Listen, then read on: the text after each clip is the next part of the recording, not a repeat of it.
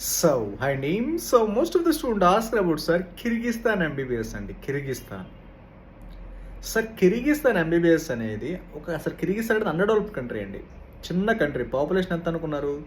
20 lakhs నుంచి 30 lakhs, approx 50 to 60 lakhs. అంటే మన తెలంగాణలో సరికి మన హైదరాబాద్ అంతా కూడా ఉండదు. టోటల్ హోల్ కంట్రీ పాపులేషన్ మన హైదరాబాద్లో 1/4 లేదా 1/6 ఆ రేంజ్ ఆఫ్ పాపులేషన్ ఉన్న చిన్న small country, underdeveloped country.